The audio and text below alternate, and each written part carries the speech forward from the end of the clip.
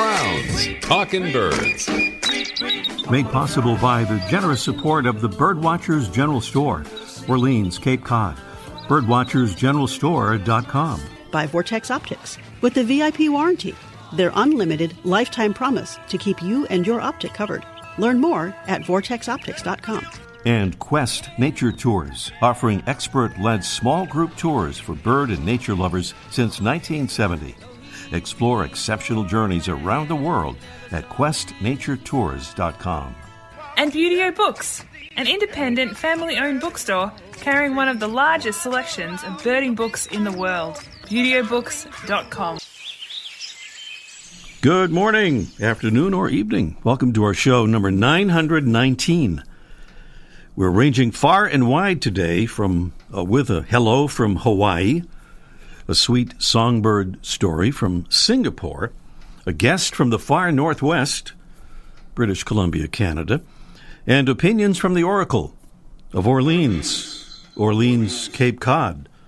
That got a dramatic flair, didn't it, when I said that? I'm not sure what happened there, but sounded pretty good. That would be our own Mike O'Connor, of course, for Let's Ask Mike live segment, all on today's Talkin' Birds show. Oh, and a mystery bird from the U.S. Southwest. And now, it's on to that Hawaii yoo-hoo. It's from Kimberly Mutu with an avian audio postcard. Good morning, it's Kimberly here in Kolani, Oahu, Hawaii. I'm standing alongside a green field under a tree by the ocean to hear the dawn chorus. Take a listen. What you're hearing in the background are red-vented bulbuls, black-crowned night herons, saffron finch, common myna, spotted and zebra doves, common waxbills, red-crested cardinals, and Pacific golden plovers. Have a wonderful morning. Bye. Thank you, Kimberly, there in Hawaii with that audio postcard. We love getting audio postcards and hearing them and listening to them. Send us one. Just get your little phone and make a little recording, anywhere from, half a minute to a minute and a half or so. Maybe get some bird sounds in there if you can, and just send it to me, Ray at talkinbirds.com. That's Ray at talkinbirds.com. Thanks to our friend Jeff Collins, another great contributor to the show, who sent us a link to a Wall Street Journal story headlined, "A Skyscraper-Packed City Has Become an Unlikely Oasis for an Endangered Songbird." The city is Singapore, and the bird is the straw-headed bulbul. Little sample of it there. So that bird has fallen victim to the illegal pet trade all across Southeast Asia. And so the city-state of Singapore, home to nearly 6 million people, created anti-poaching laws to protect the bird. And Singapore has become a place where, as the story says, the straw-headed bulbul can warble in peace. We'll get a link to that story up on our website.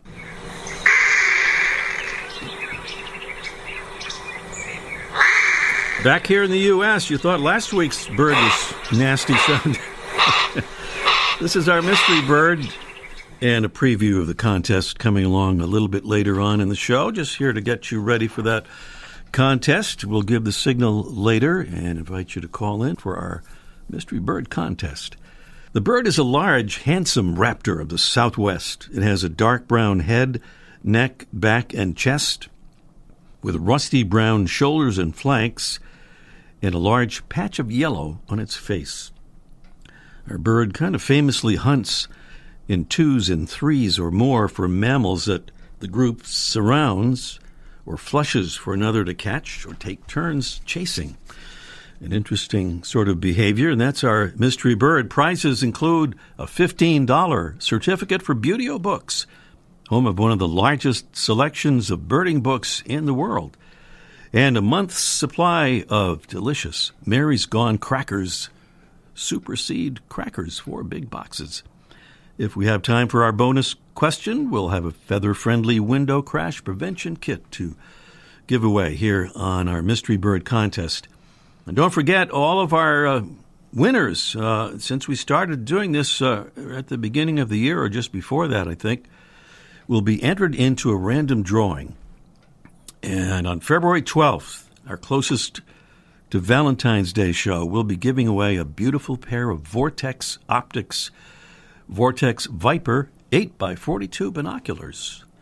That'll be on our February 12th show. So if you're a winner on our Mystery Bird contest between now and then, you could win that really very special extra prize. So we've been mentioning Cornell Lab, and they have that terrific list of birding festivals. And we've created a link to it to make it very easy to find. You can find it under that Get Involved tab at talkingbirds.com. And we picked out another one here to highlight. If you're anywhere, I guess, on the East Coast or Atlantic coast area, it's the first ever Hammock Coast Birding Festival in South Carolina. It's February 10th through the 12th. Features all kinds of field trips and tours around that very birdy Hammock Coast. And a keynote address by our friend from here in Boston, the world-renowned naturalist and lecturer and ecotourism guide and author Peter Alden. That's the first ever Hammock Coast Birding Festival.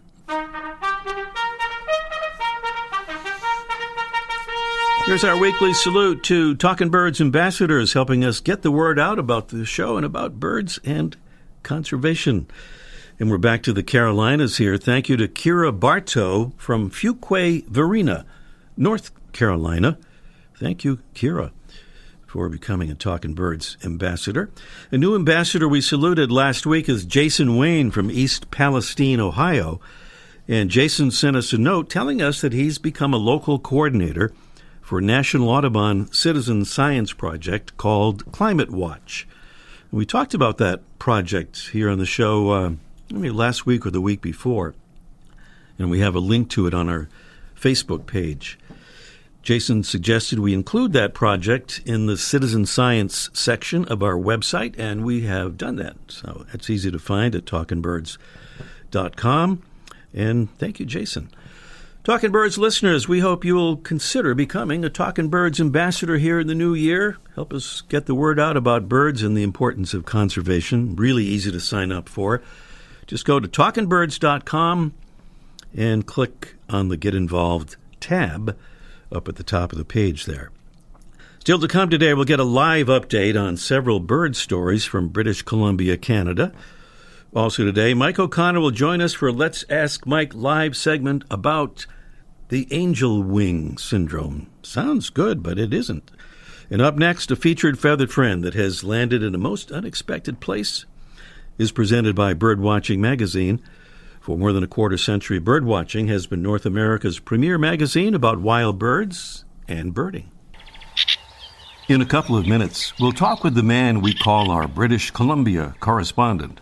That's Trevor Fletcher, who supplies us with lots of interesting bird-related stories from Western Canada.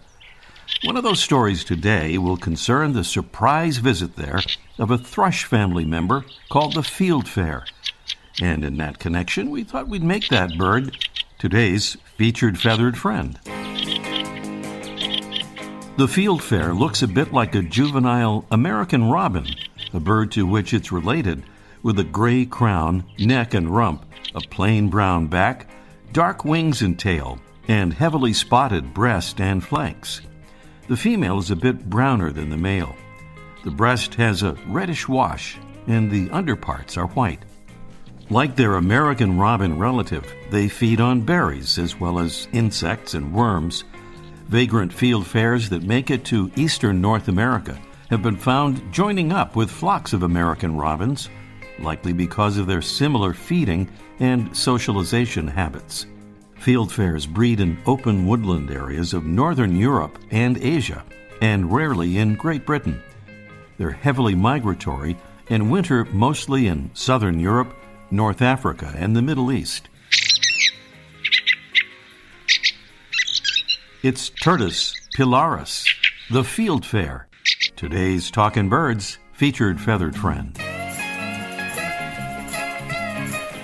Welcome again to our show number 919, and that web address again, if you'd like to pay a visit there, which we always invite you to do with some cool stuff to see and hear, is talkingbirds.com with no G in talkin'. Well, one of our great listener contributors we mentioned a few minutes ago is Trevor Fletcher. He's up there in Kelowna, British Columbia, Canada. He sent us so many great stories over the past, a couple of years, I think, at this point. And he is joining us live right now from Kelowna, British Columbia. Good morning, Trevor. Morning, Ray.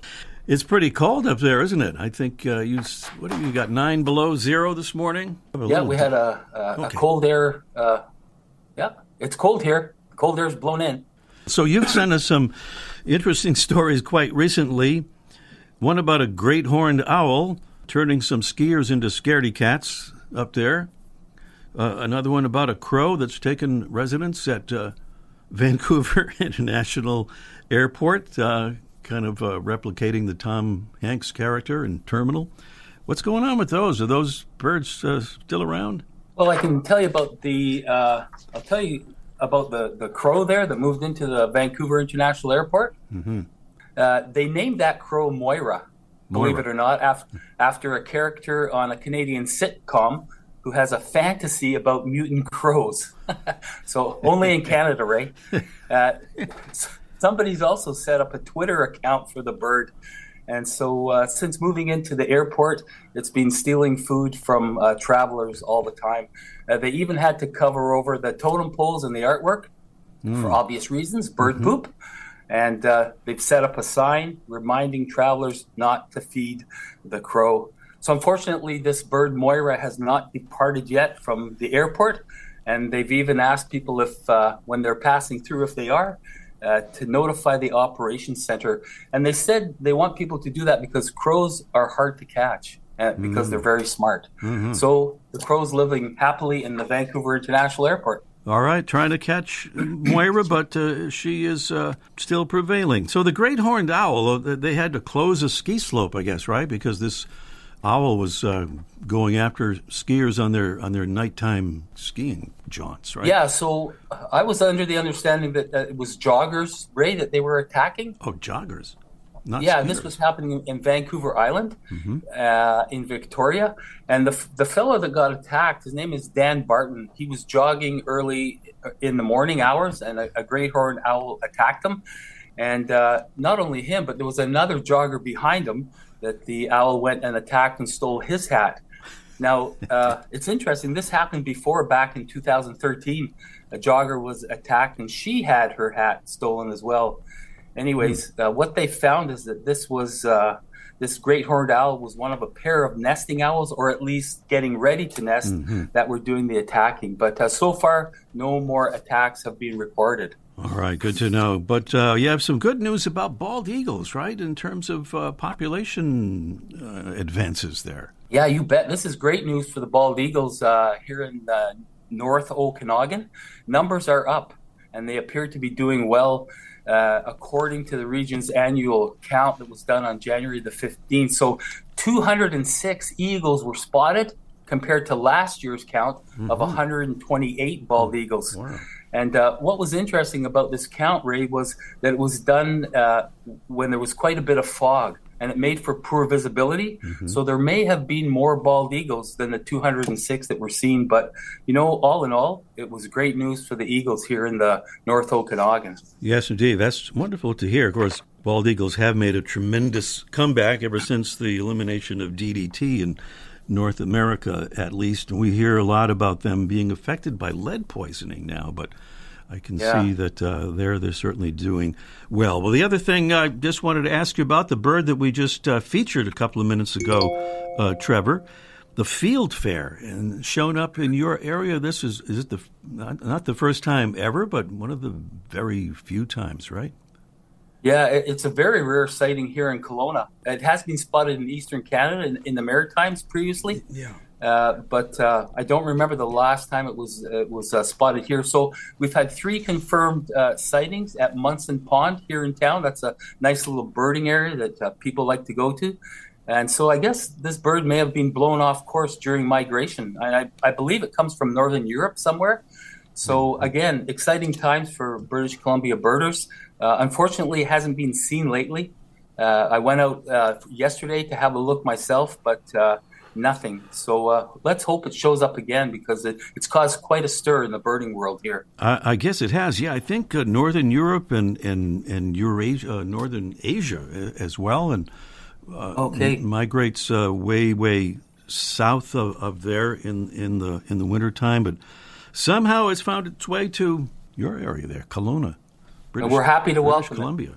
Well, that's nice to hear. Well, Trevor, thank you so much. We'll be looking forward to more stories from you, and I know you'll be sending them to us. And if you go to the Vancouver International Airport anytime soon, watch your step there. Thank you, Ray.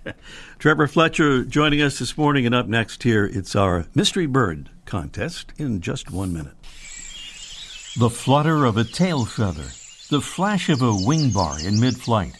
You don't always have a lot of time to identify a bird in nature, let alone to appreciate its beauty.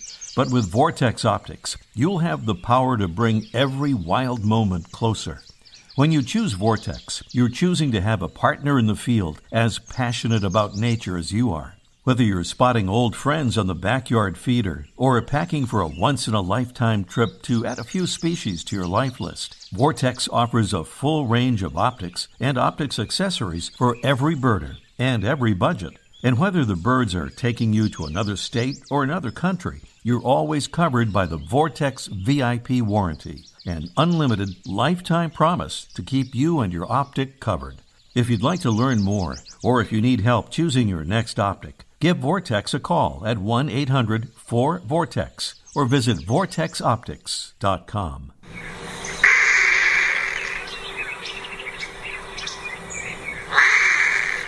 There it is, that pretty nasty, scary sounding bird. That is our mystery bird, and this is our mystery bird contest. The number to call is 781-837-4900. We urge you to call as soon as you possibly can, so we'll have time. 781-837-4900. Remember, even if you don't get the exactly correct answer, you could still win, because we always do a drawing if no one gets the right answer, so we try to get a winner every week. So give us your definitive answer or take your guess. Either way could be very productive. 781-837-4900 is the number to call. Prizes include a $15 gift certificate for Buteo Books, home of one of the largest selections of birding books in the world, and a month's supply of Mary's Gone Crackers, delicious super seed crackers. Our mystery bird is a large, handsome raptor of the Southwest. It has a dark brown head, neck, back, and chest, with rusty brown shoulders and flanks, and a large patch of yellow on its face. Our bird famously hunts in 2s and 3s or more for mammals that the group members surround or flush for another to catch or take turns chasing.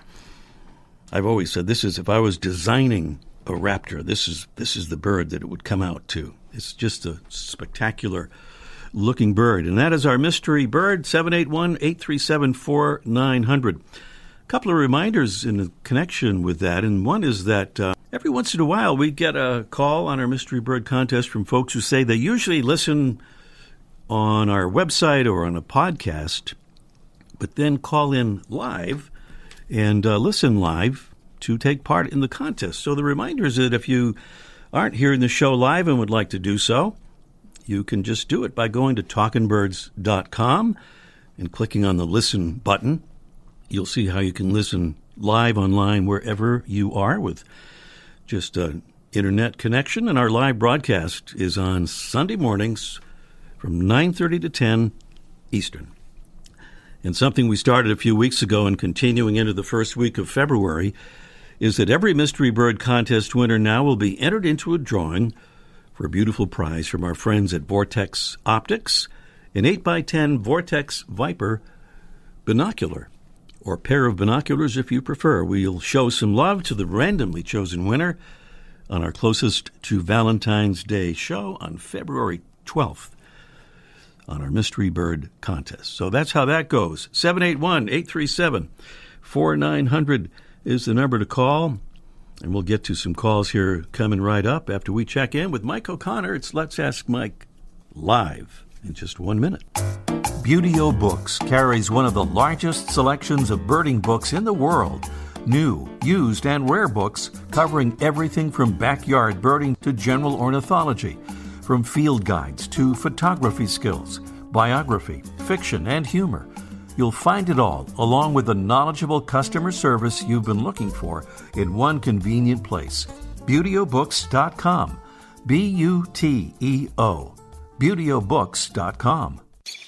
Quest Nature Tours has offered exceptional tours for bird and nature lovers since 1970. In 2023, join us in search of colorful bird life and jaguars in Brazil or on our brand new Zambia Safari. See amazing wildlife and explore habitats with travel companions who truly enjoy nature. Talkin' Birds listeners receive a $150 credit towards their first tour. Visit questnaturetours.com today. Birds and much more. Guaranteed. Mike O'Connor is back from his trip down to the Mid-Atlantic, down there at the famous Birdwatchers General Store, Orleans, Cape Cod, and he joins us live right now. Good morning, Mike. Oracle of Orleans. I heard that title. You like that one? You're going to probably insist on that, I suppose, from now on. That's right. Do I get paid more? Same pay. Yeah, no reduction. No reduction at all in that. Oh, you wanted more? Okay, we'll double it. How's that?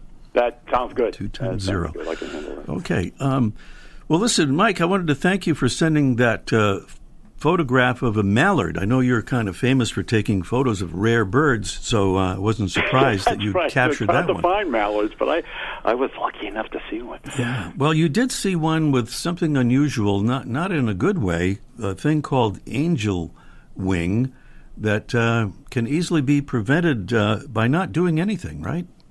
Well, we don't know that, but yeah, angel wing is, instead of when you see a duck and it has its wings out, and then they land, or they land on the water, they fold their wings flat against their body, so you can't even tell there's wings. It's just one unit. Well, angel wings is where the wings are deformed and they stick out sideways, like you would put your arms out, like you're pretending to be a plane or something, and they don't fold, and the birds have trouble flying, and and what causes it seems to be a mystery.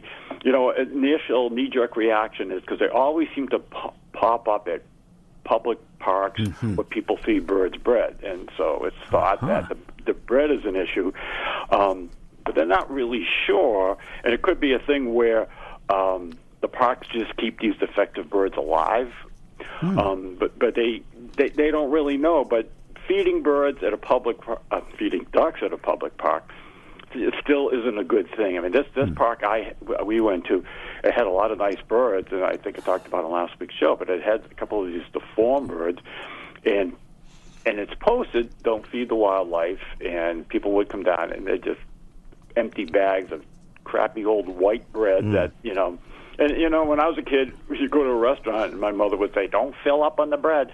And that's what these birds would be doing. They'd be filling up on this nutrition-free white bread, and then they wouldn't have room to eat the natural food that they should be eating. And it's a tricky one because a lot of young naturalists get turned on to wildlife by feeding the ducks in the park. But I think you'd be better off going to maybe a petting zoo or something where the animals are properly taken care of. And, you know, and then people, the other problem with feeding birds in a pond is they bring in more ducks, more waterfowl than the small pond, the carrying capacity of the small pond. So they outstrip the natural food supply. And also add to pollution to the pond because more and more birds' droppings fill up the pond and it taints the pond. So even though it seems like a good idea, it's not. I mean, you could, in theory, if you had a small pond on your property or someplace out of the way that wasn't a public place, you could offer birds, say, cracked corn, which is more nutritious, or even stuff like cabbage and kale, which they eat naturally, and you might get some vegetarians to follow you around, too, at the same time. But how is it different than feeding birds in your backyard? Well, the difference is in a public park, people get sloppy and it's uncontrolled. you feed birds in your yard and you put out a feeder, you give them what nutritionist food. And if there's a situation where you see a bird with conjunctivitis or a problem, you take the feeder down and you do a better job of maintaining it and keeping it clean. But this place, it was sloppy. So enjoy the birds in your backyard and don't bring any white bread to the pond. No white bread. I guess that, though, you want to feed them natural stuff, but avocado toast wouldn't be on the list yet, right? I would be there first. Yeah. All right, Mike, thank you so much for that info. I thought that was really definitively the reason they got angel wing, but we don't know for sure. But no, it goes like everything else, goes back and forth. Yeah. Information is anecdotal at this point, but maybe these birds would have died if it wasn't for this artificial food. So we don't really know what's going on. But to be continued on this one, Ray. All right, Mike O'Connor there at the famous Birdwatchers General Store, Orleans, Cape Cod. Back to the Mystery Bird contest after this. Every Wednesday, Birdwatching Magazine sends an e-newsletter full of information of interest to birdwatchers, including recent news stories about birds, conservation, and science, photography tips, stories about places to go birding, bird ID tips, and much more. Best of all, the newsletter is free. Sign up today at birdwatchingdaily.com/newsletter. Our mean and nasty-sounding mystery bird, 781-837-4900 is the number to call to tell us what you think it might be. And Annette, somewhere in the great state of Vermont, has an idea. Hello, Annette. Hello. In Vermont. I'm embarrassed to say. Can you hear me? I can hear you just fine. I was just going to say I'm embarrassed to say I've forgotten the nickname of Vermont. It's the Green Mountain State. I was thinking New Hampshire, but New Hampshire is the... what is New Hampshire? The live free it's live free or die. Live free or die state, but that's a whole other topic, isn't it? Right. We are actually quite white right now. Quite white with snow. Yes. Oh my gosh! All right, we're pretty mild down here in the 40s, I think, today. So, Annette, our mystery bird, you heard the clues and all that. What do you think? I think it's a Harris's hawk. According to my records here, exactly right. Harris's hawk. Great. That is correct. What a spectacular-looking bird, and that interesting hunting pattern where they group up together to capture prey. Hey, we have time for a bonus question, I believe. Annette, would you like to give it a try? Sure. This is kind of, it's just kind of a guess, but it's kind of fun to hear about this. Dave Mull is not your typical birder. He's a professional blank, or a blank birder, as he puts it. He brings binoculars with him when he blanks and doesn't mind putting his blank down to check out a bird. Dave is a professional what? Multiple choice. A surveyor. There's like Henry David Thoreau. B, a mountain biker. C, a skateboarder. Or D, a mailman. What do you think he is there, Dave? Maybe you've heard about him. I'm thinking maybe the mailman. The mailman could be the thing that is not. It is, or the surveyor with the binoculars. Keep going. You're getting closer and closer. I'm getting closer. Skip the what mountain. Were the other choices? The others were mountain biker or skateboarder. Mountain biker or skateboarder. Yeah. The answer is he's a skateboarder, and we'll talk more about him next week because he's really interesting. Plus, we're out of time for this morning, but you've won those beautiful prizes. So stay on the line. Thank you so much. I'm a librarian, and I am very excited about the Beauty-O books. Oh, wonderful. Thank you, Annette. Harris's hawk was the mystery bird. We're out of time. We'll see you next week. The bird show. I like that. I love it. Ray Brown's Talkin' Birds. Made possible by the generous support of the Birdwatchers General Store, Orleans, Cape Cod. Birdwatchersgeneralstore.com. By Vortex Optics. With the VIP warranty, their unlimited lifetime promise to keep you and your optic covered. Learn more at vortexoptics.com. And Quest Nature Tours, offering expert-led small group tours for bird and nature lovers since 1970. Explore exceptional journeys around the world at questnaturetours.com. And Beauty-O Books, an independent family-owned bookstore carrying one of the largest selections of birding books in the world. BeautyOBooks.com.